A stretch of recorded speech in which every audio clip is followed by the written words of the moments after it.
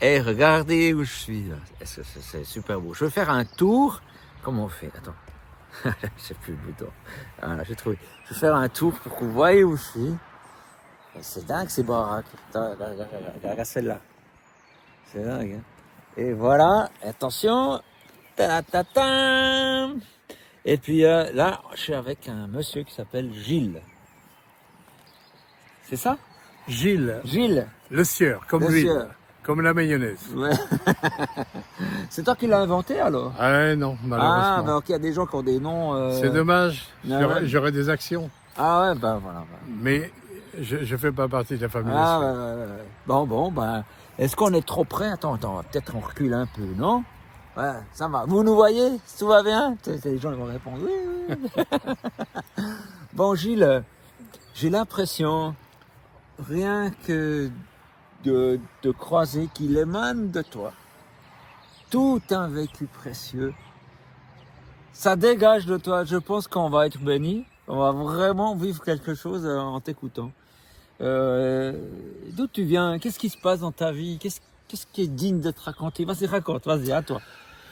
Qu'est-ce qui s'est passé plutôt? Je parle au passé déjà pour arriver dans le présent. C'est que au départ, moi, je n'étais pas du tout un croyant. J'étais plutôt dans la philosophie de 1968.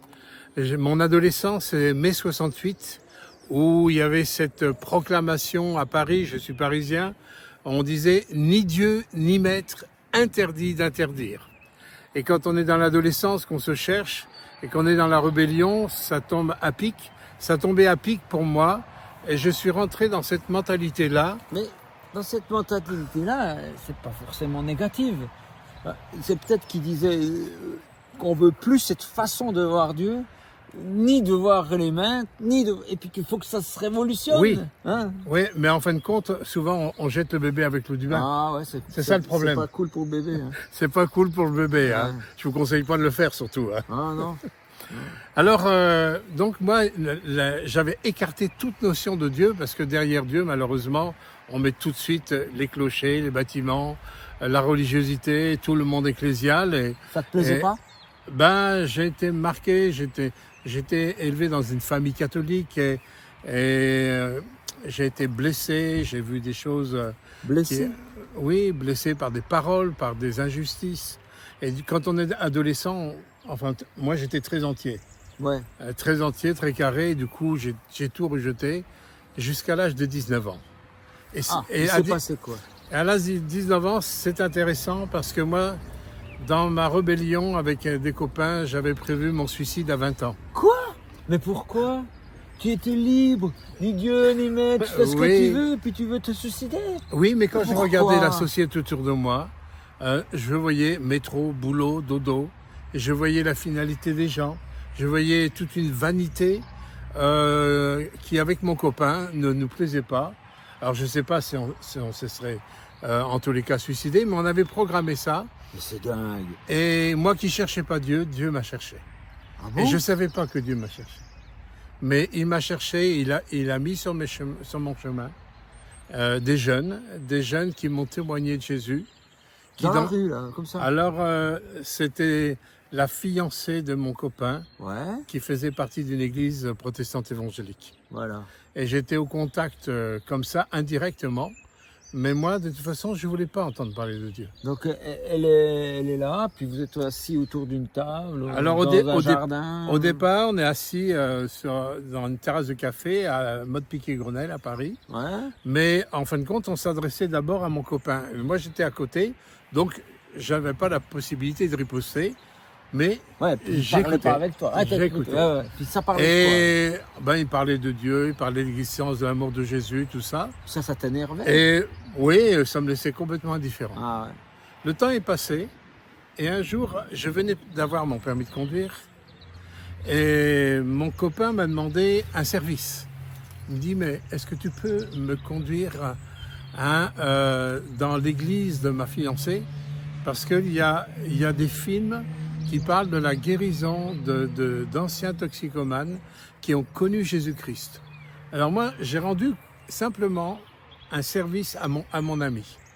Avec ma voiture, je venais d'avoir, à l'époque, on avait un 90 derrière. Je suis juste allé pour lui rendre service. Je me suis assis au fond et j'ai entendu ces témoignages. Des jeunes qui ont parlé de Jésus, tout ça. Donc un film. C'était un film de Teen Challenge. Juste avant La Croix et le Poignard, il y avait un film qui s'appelait La Croix et le Poignard à l'époque. Mais juste avant, il y avait un film que Teen Challenge. Teen Challenge, c'est une association chrétienne pour aider les jeunes en difficulté, les toxicomanes et les marginaux, qui a été fondée par le pasteur David Wilkerson aux États-Unis. Et Teen Challenge avait fait un film de témoignage. Et au lieu que ça soit positif, c'était négatif en moi. Je dis, mais c'est comme s'ils avaient manipulé des jeunes pour essayer d'amener des gens dans une secte, dans une religion. Et moi, quand je suis sorti, ça m'a énervé. Je suis parti, même le pasteur en sortant, un petit pasteur en taille, et avec un petit sourire angélique, ça m'a énervé, vous pouvez pas vous imaginer, j'en ai honte aujourd'hui. Mais il m'a dit... Il t'a saoulé celui-là. Il m'a dit, si tu es venu, c'est pas pour rien, Dieu sait toutes choses. Mais ça m'agaçait. Ah non, ça t'en avais marre. Hein? Et je suis sorti avec dans mon cœur la certitude que, c'est pour ça qu'il faut faire attention à nos certitudes, que je remettrai jamais les pieds dans l'église évangélique. J'étais convaincu de ça. Aujourd'hui, je suis pas c'est tout du même. C'est terrible. Ces églises. Et je suis parti et manipule.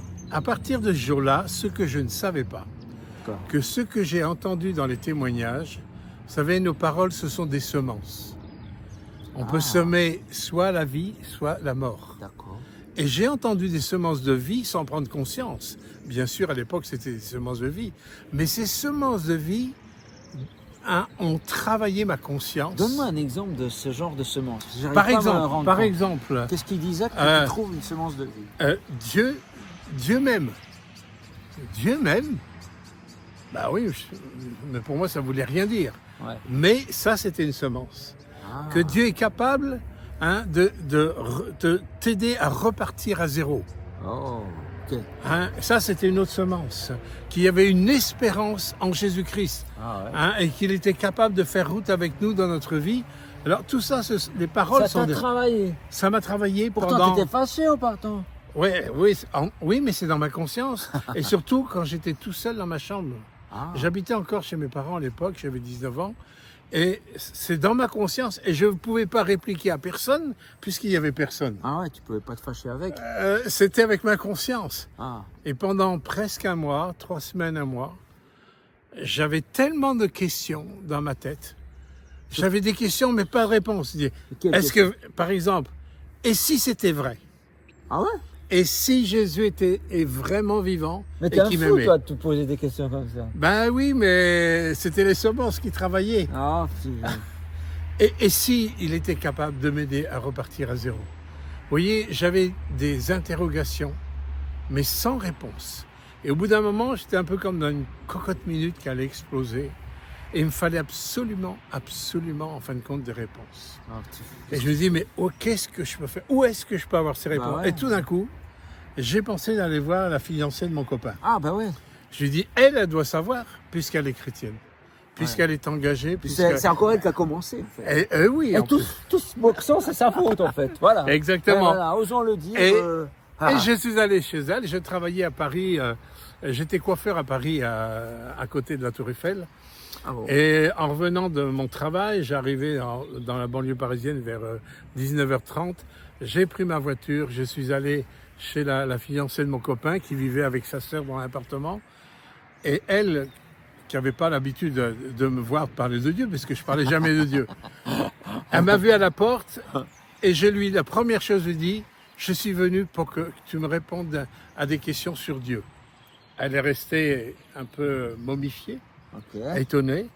Et j'ai dû arriver vers les 8h jusqu'à 3-4 heures du matin. Mais c'est pas vrai. On a posé des questions, ils m'ont partagé comme ils ont pu. Ils étaient deux? Elle et sa sœur. Elle au pluriel. Elle et sa sœur elles m'ont partagé leurs expériences qu'elles avaient vécues avec Jésus, tout ça. Il y en a une qui était chanteuse, qui chantait des chants avec la guitare. C'était bien? Oui, ben, elle a chanté avec Jeunesse en Mission Ah ouais? en Suisse, ouais. Mais elle n'a pas chanté pendant que tu répondais Non, aux non, questions. non. C'est pas... Et en fin de compte, il y a plusieurs questions qui, où j'ai eu des réponses. C'était satisfaisant comme réponse ou En t'avais fin pas de l'impression oui, que c'était satisfaisant. répondait comme un livre J'ai ou- compris que j'ai senti la présence, enfin une présence. Hein, j'ai senti une paix et aussi c'était, oui, ça répondait à mes questions. Et je savais que j'avais un choix à faire dans ma vie. Je Alors, savais que j'avais un choix. Juste que je me rende compte, quel genre de questions et quel genre de réponse tu as eu à cette question? Eh bien, la question que j'avais, c'était, en fin de compte, est-ce que je veux accepter cet amour? Si Jésus Mais est c'est pas vivant. une question à poser à elle.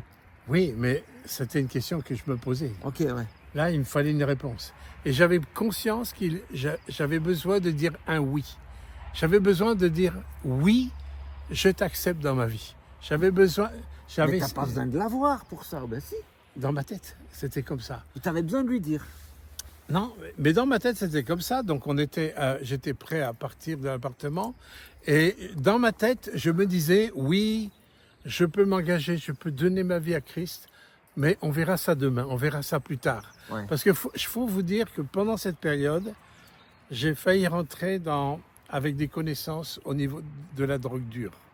C'était juste dans cette période. Ouais, t'étais prêt à aller dans le suicide. Voilà, doucement, voilà, mais c'est une manière d'y sûrement. entrer tranquille, quoi. Et quelque part, dans ma tête, je dis, on verra ça plus tard.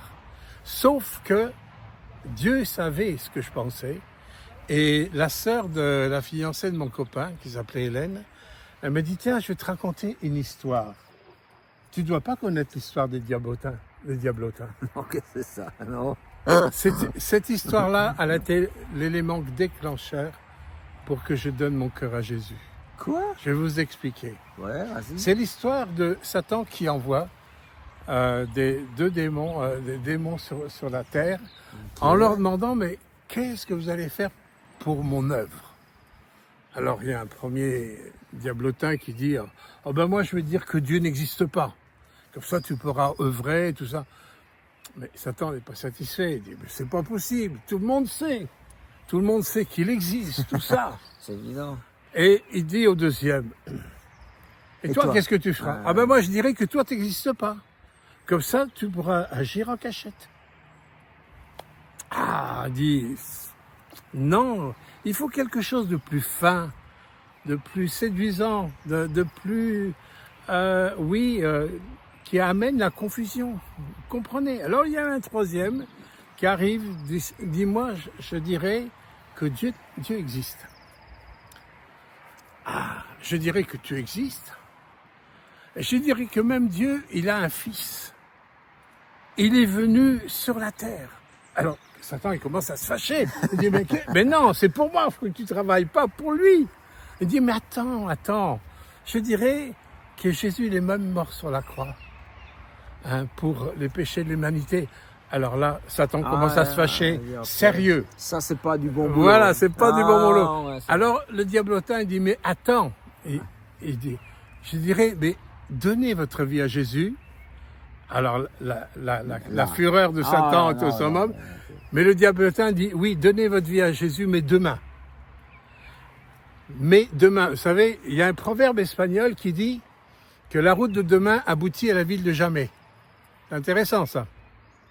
La calle mañana lleva a nunca. Ah, tu parles espagnol? Bah ouais, 2-3 mots. Ouais. Voilà, que la route de demain aboutit à la ville de jamais. Mais vous voyez ce qui m'a touché dans cette histoire, c'est que la jeune fille qui m'a raconté ça, elle ne savait pas ce que moi j'étais en train de penser. Que j'étais en train de penser demain, on verra plus tard.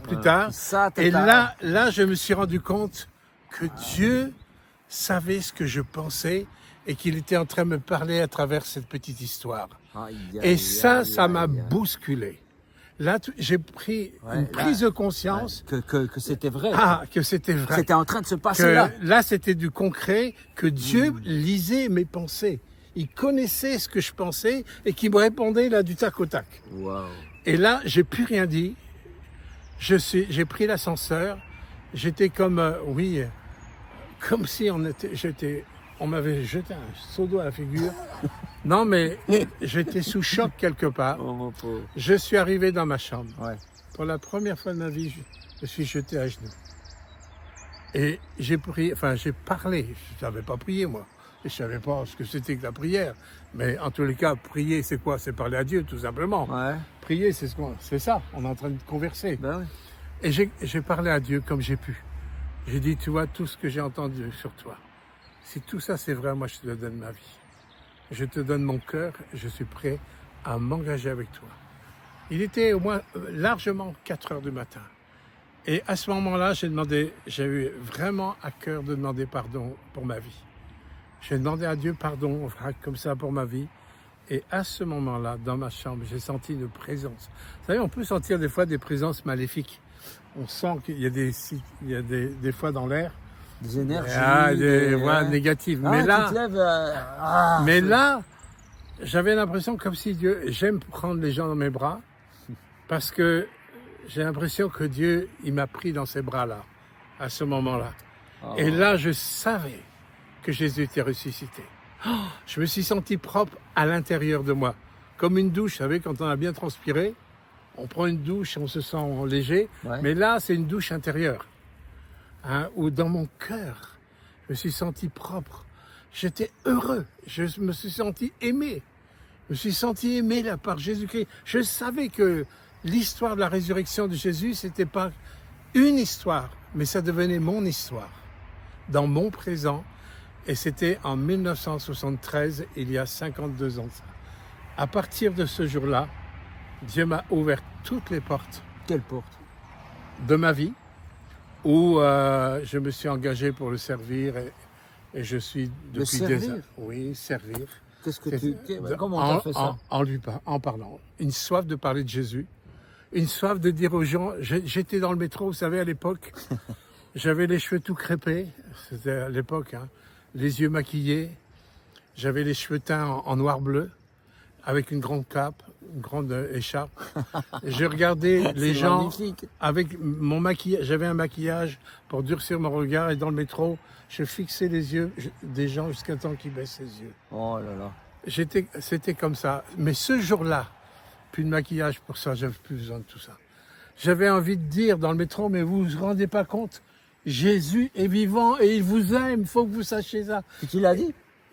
Ah oui, partout j'ai témoigné. Puis les gens, ils écoutaient? Non, pas tous. Mais vous savez, au départ, on témoigne avec la fougue, mais oui, on s'en prend plein la tête parfois. Ah, parce que, Mais vous savez, quand on s'aime, des fois, ça tombe dans la bonne terre, ça tombe dans les cœurs. Ah ouais, bah comme pour toi, quoi. Bien sûr. Et Alors, moi, tu as dit que tu es parti le servir, bon, que tu as fait tous les métros. Puis quand tu as fait tous les métros, tu voyais que ça marchait pas, tu as fait quoi? non, en fin de compte, comme je travaillais dans un salon de coiffure, Ah oui. et le lendemain, il faut que je vous dise ça, le lendemain, Hmm. quand je suis arrivé chez ma patronne, moi j'étais un ouvrier, hein, et elle m'a vu arriver, elle m'a regardé, elle m'a regardé fixement, elle m'a dit, qu'est-ce qui vous est arrivé? Mais parce que tu avais enlevé le maquillage, ben. Non, mais elle me dit, qu'est-ce qui vous est arrivé? Et moi, naïvement, je lui dis, j'ai rencontré Jésus cette nuit. Elle savait que je fumais le pétard et tout ça, mais elle a vu un changement, un calme. Ah, c'est pas juste un calme à c'est pas le l'intérieur. pétard, ça. Hein. Ça, c'est pas le pétard. C'était autre chose. Elle a C'était remarqué. autre chose. Et Ouais. qu'est-ce qu'elle a fait après? Et elle m'a permis que je parle aux clients de Jésus. Pendant Hein? que tu les coiffes. Alors, elle m'a permis à 2 conditions. La première, c'est sur la demande de la cliente. Ah, ouais. Voilà. Parce que les gens me voyant me disent, mais qu'est-ce qui vous est arrivé? Il faut savoir, moi, je supportais plus mes cheveux aussi. Parce que mes cheveux étaient tout un symbole de rébellion D'accord. à mon époque. Et j'avais envie de m'arracher les cheveux. J'avais même pas été dans une église, rien, personne m'a rien dit. Personne, mais c'est tout le symbolisme D'accord, de ma ouais. rébellion qui était toi, tu concentrée. voulais Voilà. montrer que c'était toi le plus Et, fort. et en fin de compte, la semaine qui a suivi ma conversion, j'ai dit à ma patronne, coupez-moi tout ça, je supporte plus.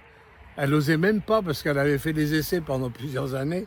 Ça a toujours été négatif. Elle n'a jamais pu me couper les cheveux. Mais là, elle était étonnée. Elle me dit, vous êtes sûr? Vous êtes sûr? Et j'ai eu une métamorphose, même physique, quoi. Et les gens, forcément, ils me posaient des questions.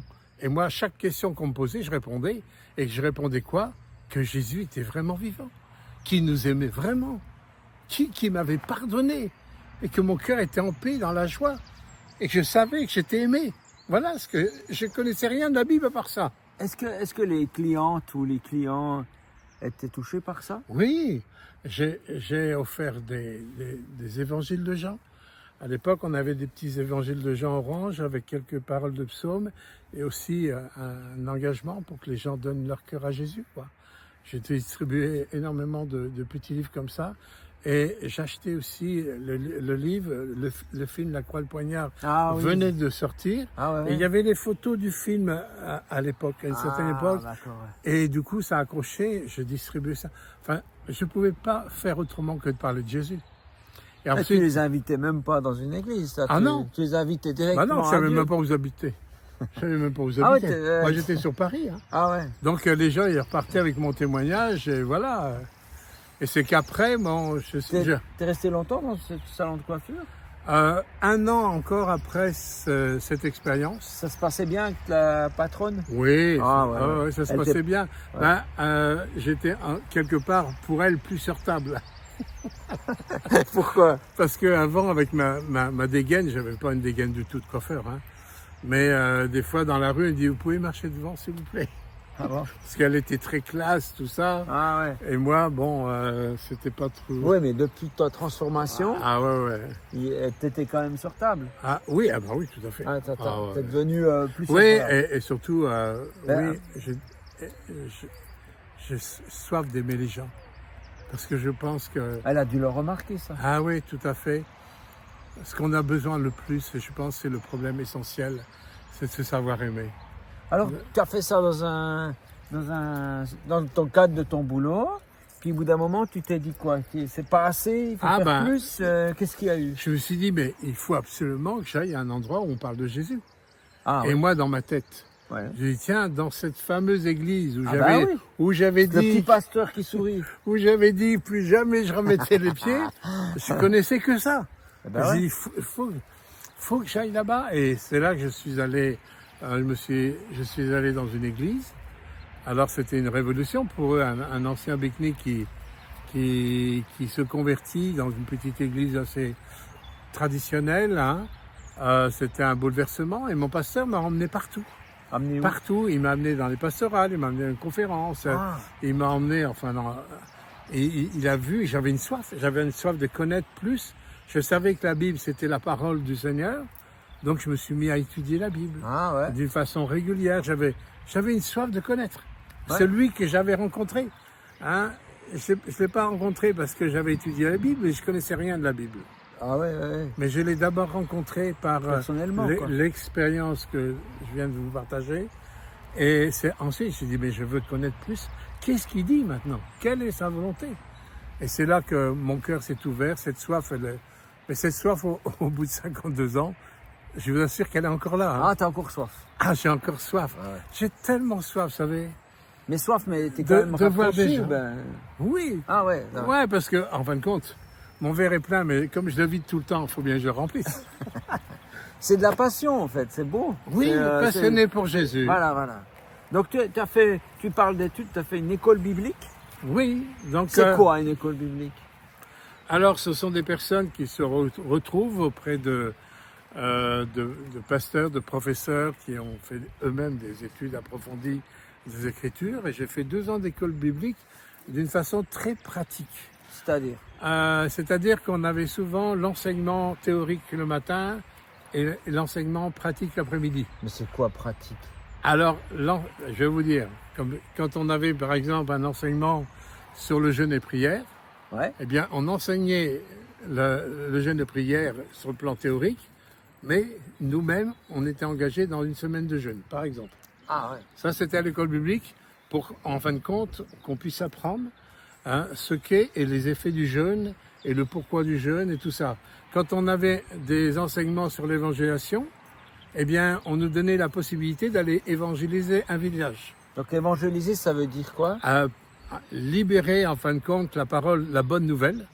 Le mot évangile, c'est bonne nouvelle. La bonne nouvelle... C'est parler de Dieu à des gens. C'est de savoir qu'il y a une bonne nouvelle, c'est qu'on est aimé. et aimé par celui qui est capable de tout nous pardonner. Oh, mais ça, tu savais déjà le faire. Hein. Tu t'es entraîné pendant un an dans un salon de coiffure. Hein.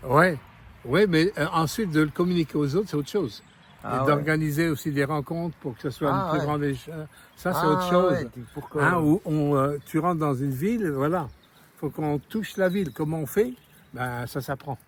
Ah, d'accord. L'organisation, les démarches à faire, la communication, comment on peut sensibiliser les gens, louer des locaux adéquats, avertir D'accord. et avoir aussi des moments de prière ensemble pour que vraiment le peuple soit touché dans le cœur. Et tu as aussi appris la foi. Tu m'as dit, quand on était à table, à vivre par la foi. Alors, qu'est-ce que ça veut dire? Eh bien, à l'école biblique, on était engagé minimum 2 ans à temps complet et avec aucune possibilité d'avoir un salaire ou quoi que ce soit. Et la condition, c'était que on puisse vraiment faire confiance à Dieu, même pour nos besoins. Alors, je sais qu'aujourd'hui, on parle beaucoup de sponsors. Ouais. Mais à l'époque, on ne parlait pas très peu de sponsors. On parlait, oui, d'apprendre à dépendre de celui qui nous aime, que s'il nous envoie, il est celui qui est capable de pourvoir. Alors, toi, tu es arrivé dans cette école, tu ne pouvais pas payer les cours. Non. Mais tu t'es quand même inscrit. Oui. En disant, Dieu, il fera en sorte. Ah ouais, et j'avais un bébé de 6 mois. Tu avais un bébé de 6 mois. Ouais, j'étais Et la marié femme avec... qui va avec, tombe. Ben, bien sûr. Ah ouais, Donc, j'en sais rien, moi. Quand on est tout jeune, ok. tout seul, célibataire, on peut s'engager. Hein? Même si on se plante tout seul. Donc, Mais quand comment on est ça s'est avec une passé famille... au moment de payer? Puis tu dois aller manger. Comment t'as mangé? Ah ben, à chaque jour, il y avait quelque chose qui arrivait. Ou Quoi, alors, par exemple? Un exemple. un exemple, Parce que un soir, on était à table et on remerciait Dieu pour le repas qu'on n'avait pas. On était dans la cuisine, et on remerciait Dieu pour un repas qu'on n'avait pas. Au moment, à la fin de la prière, il y a quelqu'un qui sonne à la porte. Et c'était, je me souviens, une représentante des appareils Warwick. Je ne fais pas de publicité, mais c'est des appareils de cuisine. Alors nous, vous pensez, on n'avait déjà pas d'argent pour manger. Il est clair que ça nous intéressait pas. Ouais. Mais elle était vraiment conduite par Dieu. Parce que dit, vous savez, on n'a rien à manger, mais dans les tiroirs, il y a un reste de farine, il y a un reste de ceci, il y a un reste de cela. Elle nous a fait tout un repas, qu'avec les restes qui étaient dans les placards, et on a le repas le soir. Ça, c'est un exemple. Mais elle venait pas pour ça. Non, elle venait pour qu'on achète un appareil. Tu voulais l'acheter? Non. Mais non. Mais avec restes, elle nous a fait la démonstration avec nos restes, et ça nous a fait un repas. Bon, ça fait une fois, mais le lendemain, il s'est passé quoi? Ah ben, après, on a reçu aussi, il y a des personnes qui ont eu un fardeau dans notre cœur et qui nous ont envoyé des dons. Ah oui. Avec ces dons. Des gens que tu connaissais? Ah oui, des gens que je connaissais. Mais tu Il y a aussi des rappels administratifs qui arrivaient juste au bon moment. On a reçu aussi un gros don qui ont payé la location de notre appartement. Mais c'est qui ces dons? Des chrétiens qui ont à cœur de nous soutenir, d'envoyer de l'argent. Et Dieu utilisait l'un ou l'autre à des moments opportuns. Une fois, j'étais en Suisse, j'étais à Orbe, je me souviens, et il y a une sœur qui m'a mis quelque chose dans ma poche. Et non, c'était pas à Orbe, c'était dans la vallée de Joux. Je crois bien que c'est au même endroit. Je suis pas sûr. C'était dans la vallée de Joux. Non, c'est pas le même endroit. Et non, parce que c'est pas très loin. La vallée de Joux et Orbe, c'est pas loin. J'y vais La bientôt, vallée de Joux, c'est en hauteur. Hein. Ah ouais. C'est une vallée en hauteur. Oui, juste. Bah oui, les Suisses, c'est pas moi qui est suisse. C'est moi qui sais ça. Et il y a une sœur qui met de l'argent dans la poche. Et je lui dis, tiens, on va pouvoir acheter ça, tout ce qui nous manquait, quoi. Ouais. On commence dans la voiture et de repenser à tout ce qui nous manque. Arrivé en fin de compte à la maison, il y avait juste, on avait un rappel d'impôt à payer, donc qui correspondait juste à cette somme. Donc toute la liste qu'on a fait, on l'a mise de côté. Ah bah mince. Et enfin, ça a pourvu, en fin de compte, à notre facture. Ben alors et après, tout au long, ça a été comme ça. Il y a toujours eu une intervention. Au dernier moment. Où là, j'ai trouvé des cajots de légumes devant la porte. Hein, ou alors, des fois, Dieu me demandait de donner une offrande et j'ai retrouvé la même somme dans ma boîte aux lettres, anonyme, alors que personne ne savait. Dieu m'a permis de faire des expériences ainsi pour apprendre à dépendre de lui et pas de dépendre de l'argent. Et c'est important de savoir que c'est lui qui a créé tout l'univers, ben, tout lui appartient. Tout lui appartient. Ce qu'il cherche à travers ces moments, vous savez, la marche par la foi nous fait voir plus notre incrédulité que notre foi. Ça c'est clair. Hein, on voit à quel point des fois on est incrédule, des fois on doute, on remet en question les promesses de Dieu, tout ça. Mais Dieu, il veut nous éduquer, il veut nous apprendre. Comme un papa qui peut éduquer son enfant pour faire telle chose ou telle autre chose. Et apprendre à penser comme lui, apprendre à se confier en lui, c'est un apprentissage. Et même avec 52 ans de marche, j'apprends encore. D'ailleurs, j'avais un vieux père spirituel à l'époque, un vieux soldat de la guerre de 14 qui était pasteur. Il m'avait dit avant de mourir, Gilles, écoutez bien ce que je vous dis, c'est important. Le jour où nous ne sommes plus aptes à apprendre, notre vie, elle commence à être en danger. Et nous sommes, en fin de compte, jusqu'au bout, jusqu'à notre dernier souffle, on apprend, on apprend, on apprend, et on apprend encore, jusqu'au jour où on connaîtra les choses dans la perfection. Dans l'au-delà. Dans l'au-delà. Ouais. Donc c'est une sorte de soif, de passion, de voilà, Ben, comme un enfant quoi. Mais c'est prodigieux Ouais. que Dieu vienne jusqu'à nous alors qu'on était séparés de lui. C'est prodigieux que moi qui l'avais complètement ignoré, qui rejetais toute notion de Dieu, qu'il ait permis de venir me chercher à 19 ans alors que je pensais à un suicide à 20 ans. C'est prodigieux de savoir que cet être créateur de tout l'univers, qu'il ait une pensée pour nous. Mais qui sommes-nous sur la Terre? Déjà, qu'est-ce que la Terre par rapport à l'univers? Même pas grosse comme une tête d'épingle. Et nous, sur la Terre, on est quoi? Et que Dieu nous voit dans notre individualité, dans nos personnalités, dans toutes choses. Ben, bien sûr qu'on est passionné. Il faut être fou pour ne pas être passionné. Ouais, c'est comme un feu qui s'est allumé en toi puis qui brûle encore quoi. Qui brûle encore.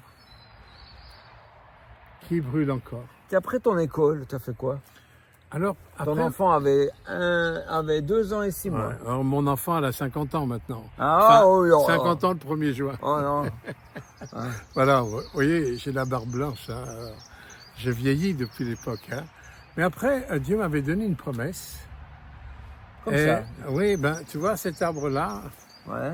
il y a un pasteur qui avait prié pour moi. Il avait eu la vision d'un grand arbre. Il me dit, plusieurs viendront s'abriter sous tes branches pour trouver le salut, la paix, la guérison, la délivrance. Et il y avait un mais. Ouais. Alors des fois, il y a des mais, il faut faire attention. Mais il faut faire attention aux mais, parce que là, c'est que il y a quelque chose, on doit être très attentionné. Il dit, mais il faut que les racines grandissent avant que les branches deviennent grandes. Et après, Ça veut dire quoi, ce charabia? alors ça veut dire quoi, ce charabia? Ouais. C'est-à-dire qu'avant que je puisse moi-même être de celui qui allait porter du fruit important, il fallait pas que les branches craquent. Un jardinier sait très bien qu'un jeune arbre fruitier, il faut empêcher même qu'il porte du fruit trop tôt. Pourquoi? Parce que les branches cassent et l'arbre il est meurtri à vie.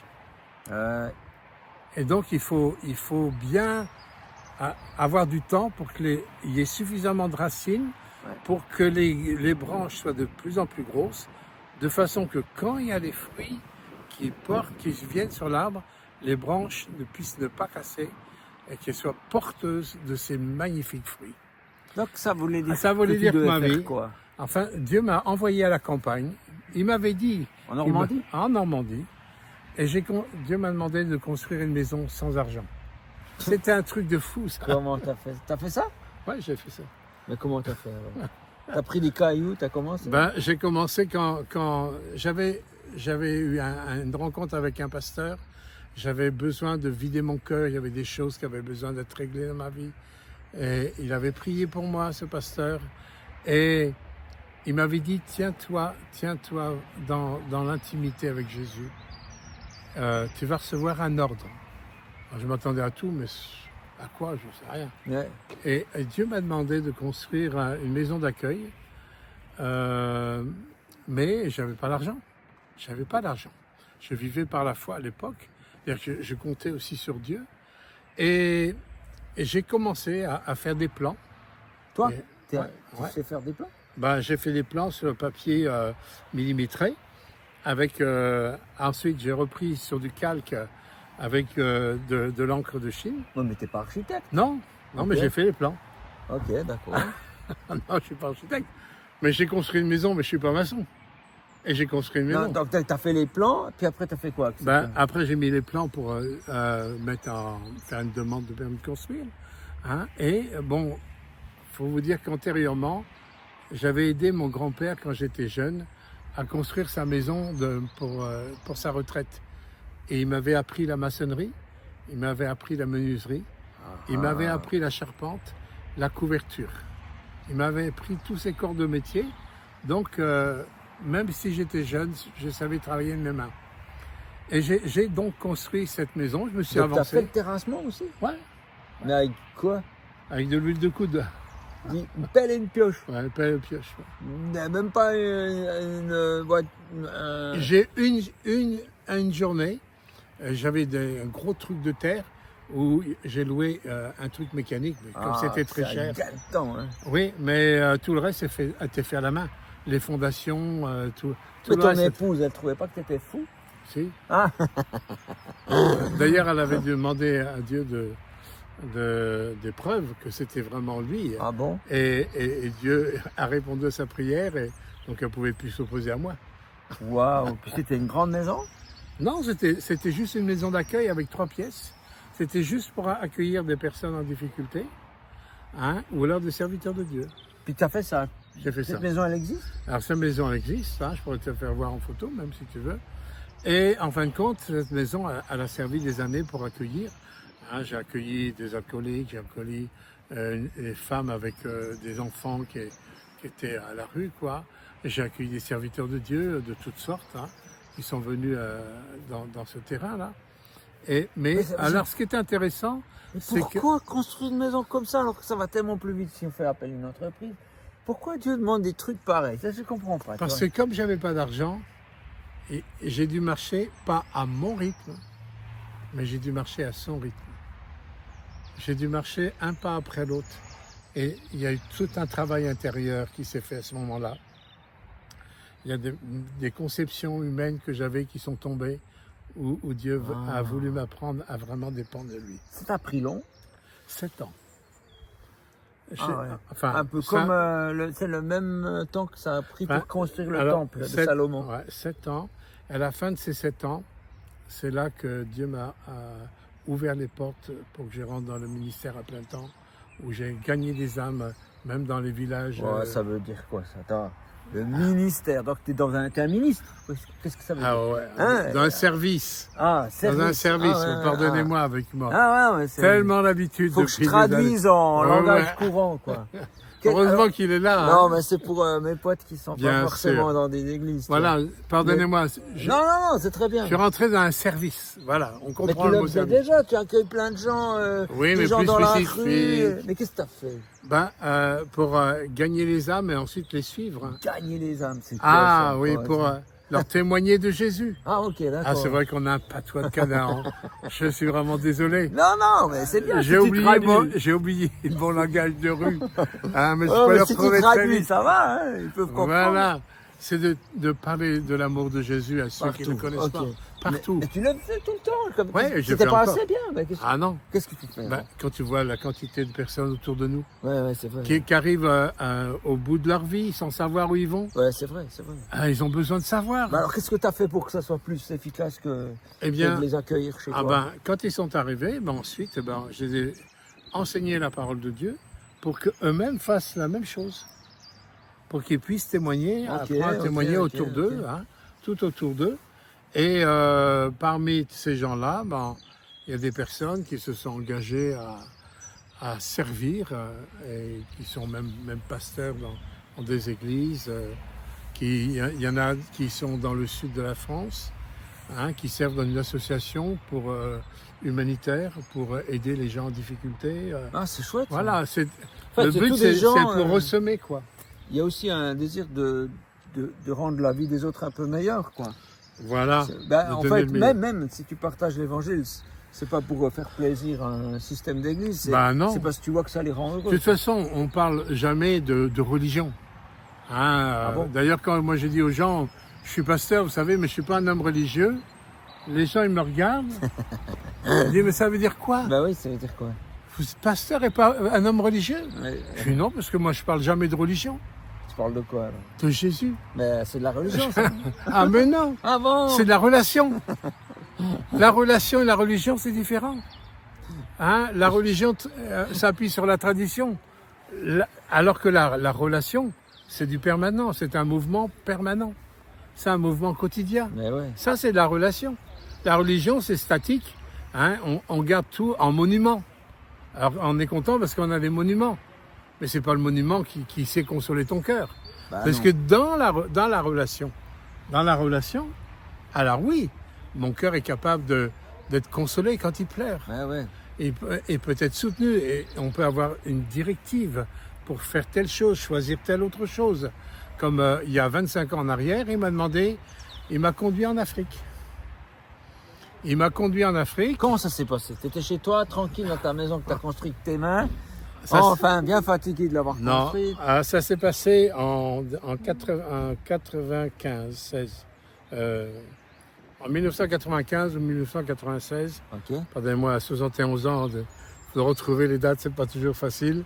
C'est 95-96, le Seigneur m'a demandé d'aller à Gaux-la-Forêt, qui est un centre de jeunesse en mission à l'est de Paris. Mais t'as déjà entendu parler de ça avant? Alors, jeunesse en mission, oui. Oui, mais de ce Gaux-la-Forêt là? Oui, j'avais entendu parler. Ok, mais ça te concernait pas? Non, ça ne me concernait pas, sauf que Dieu m'a demandé de m'inscrire à un mois dans des cours, dans une formation de guérison intérieure.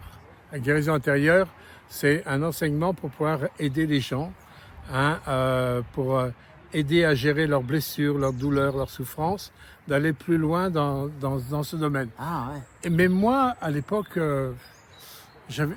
en tant que pasteur, j'avais pas beaucoup de temps parce que j'avais un planning très chargé. Bah ouais. Et j'ai dit, en plus, il fallait payer. Il fallait ouais. payer une certaine somme pour un mois, mais j'ai dit, écoute, Seigneur. Raisonne-le un peu. J'ai dit, écoute, si vraiment tu veux là, ben, moi, j'ai pas d'argent. Voilà. Si vraiment tu veux que je sois là, Ouais. faut que tu m'envoies l'argent. Et je pensais pas que j'allais recevoir l'argent. T'espérais qu'il te le recevait. Faut faire attention à ce qu'on dit. Ah Faut faire Fallait pas attention. prier. Et un jour, je reçois un virement justement de Suisse, de Lausanne, où j'avais un ami de Lausanne qui était au courant de rien du tout. Ouais. Il faisait partie d'un groupe de prière de Lausanne. Et dans cette réunion de prière, Dieu a demandé à cet ami de m'envoyer une somme spécifique. Dieu avait donné la somme au groupe. Alors il m'a envoyé la somme, il dit, on ne sait pas à quoi ça correspond, mais Dieu nous a demandé de t'envoyer ça. Et c'était exactement la somme. Mais c'est genre, je dis au hasard, genre 2999 et 30 centimes quoi. Non, pas au niveau centime, mais Ouais. dans une globalité Ok. qui correspondait, parce que c'était une somme globale aussi. Ok. Je me souviens plus exactement. Ah, là. ouais, ouais. Mais c'était à l'époque plus de 205... dans les anciens francs. Ah, peu C'est importe. compliqué, peu importe, c'est Non, pas grave. C'est juste pour que je comprenne Non, ce que non. ça voulait dire la somme. Donc j'avais là, et quand j'ai reçu la somme, là j'étais confondu devant Dieu, et j'ai fait un trait sur mon planning. Oh non. Ça c'est, Tous les rendez-vous annulés. j'ai tout annulé pendant un mois. Ah. Ben, quand on veut obéir, faut Bah savoir. Si on nous dit d'aller à droite, et que et nous on veut aller à gauche, il y a des choix à faire. Donc j'ai tout annulé et je suis parti à Gaux-la-Forêt. Et à Gaux-la-Forêt, j'étais dans une chambre avec le fondateur de Jeunesse en Mission à Dakar, au Sénégal, qui s'appelle Jean-Marc Fritsch, pour ceux qui connaissent. Et on était dans une chambre de 4 lits, mais on n'était que tous les deux pendant un mois. Et moi, en tant que pasteur, j'avais dans mon cœur le souci de la mission, d'aller porter le nom de Jésus hein, sous une forme ou sous une autre, au niveau de la mission. Et là, j'étais avec le fondateur de la mission, Jeunesse en Mission, à Dakar. Il m'a parlé du travail qu'il faisait là-bas. Et j'ai, dans un premier temps, commencé à soutenir petitement, parce que j'avais pas beaucoup de finances. Mais déjà, j'ai voulu mettre des semences financières dans le ministère de ce frère. Et en 98, ce frère m'a dit, écoute, la somme que tu nous envoies, est-ce qu'on peut la donner à un jeune musulman qui vient de donner son cœur à Christ? Il était vraiment ancré dans l'islam, il s'est engagé pour suivre Jésus. Et le Seigneur l'envoie dans son ethnie qui n'a jamais connu parler de Jésus. Une ethnie qui s'appelle les Balantes, dans une région qui s'appelle le Balantakunda, au sud du Sénégal. Et il me dit, est-ce que tu veux qu'on donne cette somme? Je dis, moi, au contraire. Hein, au contraire, on est là, nous, pour bénir. Et 2 ans après, en fin de compte, ils m'ont invité pour que j'accompagne ce frère à s'installer dans l'ethnie en février 2000. Et ça, c'était ma première épopée africaine dans un contexte de guerre. Il y avait la guerre en Casamance. Et, Mais comment ça se passe tu entendais des balles? Ah oui, il y avait des mitrailleuses à certains endroits. Puis tu te fais tirer dessus? Ah ben non, je ne me suis pas fait tirer dessus parce que bon, vous voyez, je ne suis pas percé, je n'ai pas trop une tête de passoire. Hein. non, je ne suis pas fait. Boire un verre. Mais, Ça ressort. mais c'était quand T'avais même... peur? Alors, ce qui m'a permis de vaincre mes peurs, bien sûr qu'on a toujours peur, mais il y a la parole de Dieu, quand on commence à la croire, je vais enlever le mot croire, quand on commence à la recevoir, c'est autre chose. Quand on reçoit la parole, il y a des craintes qui s'en vont, il y a des peurs qui s'en vont. Et il y a quel genre de... Ouais. Il y a dans le psaume 139, où Dieu nous dit qu'il connaît exactement le nombre de nos jours. Et cette parole, elle est rentrée dans mon cœur. Et en recevant cette parole, je dis, mais je ne partirai pas au-delà ni au-deçà du jour que toi tu connais. Et du coup, j'étais dans un repos total, quel que soit le contexte dans lequel j'étais. J'ai même un jour traversé un champ de mines. C'est pas vrai? Oui, à la frontière de la Guinée-Bissau. À pied? Non, en voiture. Et je ne savais pas qu'il y avait des mines. Ah, tu savais pas? Non, je savais pas. Je l'ai su qu'après. Je l'ai su quand le lendemain, il y a une charrette qui est passée avec un âne et un Africain qui a sauté sur une mine. Oh non! Et moi, j'avais traversé le champ la veille. Mais, vous savez, c'est Dieu horrible, qui a le c'est contrôle. vraiment, Il a le contrôle de nos vies, il a le contrôle de tout. Sinon, il ne serait pas Dieu. Hein, s'il est Dieu, il a le contrôle. Quelqu'un qui dira, bah, il aurait pu faire que ce pauvre Africain saute pas dessus, tu vois? Ouais, mais ça, c'est aussi. pas mon affaire. Je peux pas expliquer ça. J'en sais rien. Je sais Toi, pas tu pourquoi. savais que tu avais une mission et puis que c'était Moi, pas possible que tu meurs, quoi, parce que c'était là. Sinon, tu n'aurais pas eu cette mission. Voilà, en tous les cas. Ouais, Donc, c'est un mystère, c'est un mystère. Et en fin de compte, on a aidé ce frère en Afrique à développer toute une œuvre missionnaire. Vous faites quoi? C'est des baraques? Alors, on a construit plusieurs bâtiments. Ouais, tu étais entraîné? Ben oui, je suis descendu faire de la maçonnerie. Ah bah. J'ai formé des maçons. Alors que j'étais pas maçon. Mais tu sais quoi? Moi, je me demande si tu n'as pas dû aller dans ce truc de 1 mois juste pour rencontrer ce gars. Oui, bien sûr. Et puis, c'est pas vraiment les études. Mais toi, Ah tu non. t'es dit, mais Ah pourquoi ouais. je vais apprendre ça? Ouais, mais en ouais. fait, Dieu ne voulait pas que tu apprennes ça. C'est un contact, c'est ce Enfin, contact. quoique, peut-être. Ouais, les deux m'ont servi. Ah ouais, ben moi, c'est déjà remarqué ça. Ah ouais, Moi, tout j'ai à fait. déjà remarqué, il me demande de faire un truc. Parce et moi, que je c'est- dis, mais je vois pas l'intérêt. Il y a un contact. Mais il y a autre chose que je sais pas. Absolument. Mais ouais. Et en fin de compte, je suis pas allé que pour une fois, puisque au début, je descendais des fois 2, 3, 4 fois par an au Sénégal. On a fait des navettes et tout ça. Je suis descendu avec des équipes médicales pour pouvoir aider. On a aidé sur le plan médical, sur le plan matériel et sur le plan spirituel. On a aussi monté dans la mission toute une formation pour former des serviteurs de Dieu. Mais tu dis on. Oui, parce que C'est qui on? c'est tous ceux qui sont autour de moi. Mais, Hein, c'est- ceux qui... mais toi, tu y vas comme ça. C'est pas quelqu'un qui t'envoie. C'est toi-même qui te dis, bah, je vais aller t'aider, mec. Puis tu lui envoies de l'argent. Et tu... Non, Ou bien il y a on des est- autres gens. Ben oui, parce que comme je suis pasteur, Ah, hein, on a une église qu'on appelle l'église. ok. Quelque part, l'église, c'est pas le bâtiment. L'église, c'est vraiment des gens qui ont aussi fait une rencontre avec Jésus. Ok. Des gens qui ont envie Qui de parler, t'aident, quoi. qui ont envie de parler de Jésus aux autres. et des gens qui portent le même fardeau, la même vision. Et ils se mettent autour de nous et on met nos talents ensemble, nos finances ensemble, nos capacités, tout ça.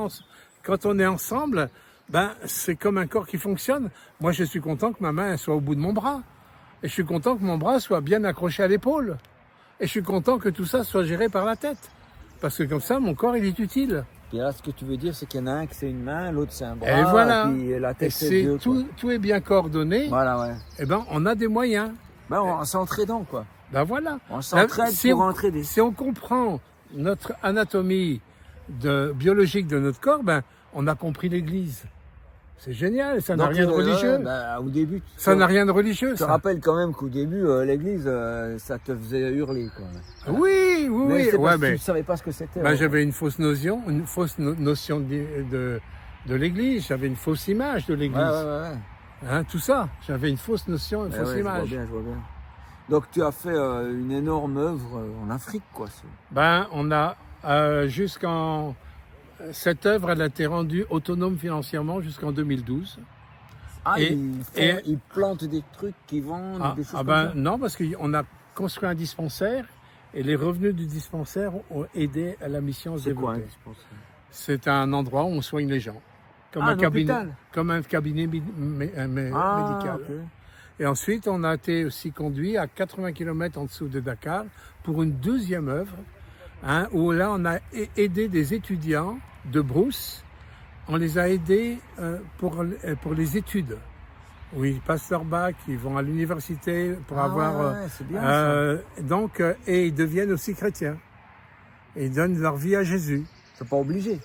Ah non, ils ne sont pas obligés, mais ils donnent leur vie à Christ parce qu'ils voient Christ agir dans leur vie. Ah ouais. Et ils remercient Dieu aussi. Ouais. Aujourd'hui, on a des infirmiers, on a des vétérinaires, on a des personnes qui ont des professions qui leur permettent de rester dans leur pays. Voilà un peu les... Il y a besoin de beaucoup de vétérinaires. Ouais, il y a des girafes là-bas. Ouais, ben, il y a aussi de la production aussi de viande et tout. Hein. Ah ouais. Il y a des bœufs. Hein. Ah ouais. Là où il y a des fermes, il faut... Il y a des éléphants? En réserve, dans les réserves. Oh non, ils sont plus en liberté. Ah non, ils sont dans les réserves. Ah mais non. Les animaux sont dans les réserves. Ah mais non, mais il y a quand même un endroit où ils sont en libre quand même. Ah oui. Ah ouais. Dans certains pays. Ah ouais. Voilà, je digresse, pardon. Voilà, non, en tout j'aime cas, bien les animaux. Là, c'est magnifique ça. Ça fait 25 ans maintenant au niveau de l'Afrique, mais donc Dieu a permis, il y a des hommes et des femmes qui se sont levés aujourd'hui. C'est beau ça. On et parle qui ont multiplié. Milliers de gens, de centaines, de dizaines. Ouais, non, il y a eu des milliers de personnes. Déjà dans la deuxième mission, il y a déjà au moins 2000. Sans compter tous les autres. Hein, j'ai aussi un jeune fils spirituel qui malheureusement est décédé récemment, là, il s'appelle Bernard Sissa, qui était un fils spirituel depuis 2008, où Dieu a permis qu'on puisse l'aider, pour qu'il remonte en fin de compte la pente. Il était dans un moment difficile de sa vie et Dieu a permis que le chemin se croise à un moment opportun pour que vraiment son talent puisse se manifester pour aussi annoncer l'évangile. Il a annoncé l'évangile par le chant, par des vidéos, par des clips. Et Bernard Sissa a même monté lui-même une télévision, Yakar TV, je veux dire la télévision de l'espoir, donc à Dakar, dans un pays où il y a 92% de musulmans. Voilà mes bien-aimés, en tous les cas, il y a une chose que je vous souhaite, c'est que vous puissiez faire une rencontre personnelle, pas avec la tête, mais avec votre cœur. De savoir qu'on est aimé, c'est la plus grande révolution dans le cœur d'un homme. Savoir qu'on est profondément aimé. Vous savez, dans le monde, le mot amour ne rime pas avec toujours. Mais le mot amour avec notre Père Céleste rime avec toujours. Voyez-moi, ça fait 52 ans. 52 ans, il ne m'a jamais déçu. Moi, je l'ai déçu. Lui, il ne m'a jamais déçu. Jamais. Ce qui nous confond, c'est son amour. Et c'est par amour qu'on fait tout ce qu'on fait. C'est simplement par amour. Et en plus, il nous donne la faculté d'aimer les gens qui, naturellement, on n'aurait pas la capacité d'aimer. Et ça, c'est révolutionnaire. C'est révolutionnaire. Il nous donne la capacité des gens qu'on n'aurait pas la capacité d'aimer. Tu dis que tu l'as déçu, mais c'est bon, vous êtes entendu là, non? Ça va Oui, mieux. bien sûr. Ah, c'est des petits trucs, quoi. C'est réglé. Bah, c'est comme un fils et un Ouais. père. Ah ouais, bah ouais, on n'est Hein, pas. est-ce Ouais, que- on discute puis on règle le truc. T'es pas, Bah, bien t'es sûr. pas en bisbille avec lui. Ah non, pas Ouais. du tout. Non, non. Non, ben, c'est comme un père qui m'éduque. Quand je le Eh décide, oui. il m'éduque, il me Eh corrige. oui, puis voilà. on se réconcilie. Ben voilà. Mais moi, ce que je vois surtout, si je résume toute cette histoire, c'était un gars qui rêvait d'un monde meilleur, et puis qui n'a eu que comme solution de se suicider. Puis maintenant, tu as rencontré Jésus dans ta vie et tu es devenu comme un arbre Exactement comme... ouais. sous lesquels les gens trouvent des fruits, où des milliers de gens trouvent réconfort et envie de vivre. Ça, c'est du spécial Jésus. C'est pas extraordinaire? Si, Cette c'est histoire. Peut-être vous êtes là, vous dites, mais moi, ma vie c'est nul, ma vie c'est de la merde, je sais pas l'avenir, c'est ça, c'est carré, je sais pas ça. Mais souvenez-vous de l'histoire de Gilles. Il a pu faire ça dans sa vie. Fallait qu'il abandonne peut-être juste une idée qu'il avait qui était fausse, et puis qu'il accepte Jésus dans sa vie. Et il a fait du bien tout autour de lui, toute sa vie. Gloire à Dieu. Quel âge toi? T'as 30 ans, toi, ouais, comme ça. Ouais. Non, j'ai 17 ans. Enfin, non, on inverse. C'est 71. Ouais. Hein, Ben, c'était... Merci Ben, en tous les écoute, cas. c'est beau, quoi. Et il y a de l'espoir pour vous. Oui, toujours. Il y a toujours de l'espoir. Ben voilà, c'est Que Dieu vous à bénisse. ça que sert cette histoire. C'est parce qu'elle parle de vous. Si Dieu a pu faire ça avec Gilles, il pourra le faire avec vous. Exactement. Voilà. Courage. Accrochez-vous et puis ben, on va peut-être réécouter cette histoire si ça vous est nécessaire. Vous pouvez laisser des commentaires. Des fois, il y a des gens intelligents, pas toujours, mais qui peuvent répondre. Et voilà, en tout cas, vous n'êtes pas tout seul. Et puis, il y a de l'espoir. Je sais que c'est pas toujours facile la vie et on ne sait pas de quoi est fait demain. Mais rappelez-vous que quoi qu'il arrive, Dieu est là. Et puis qu'on pourra confier en lui. Là, dans votre chambre, vous pouvez vous adresser à lui. Il y a quelque chose que tu voudrais rajouter? Oui. N'oubliez jamais que vous êtes aimé. N'oubliez jamais que vous êtes aimé. Même si vous avez du mal à croire, même si vous ne sentez pas avec vos sens, mais sachez-le que vous êtes profondément aimé.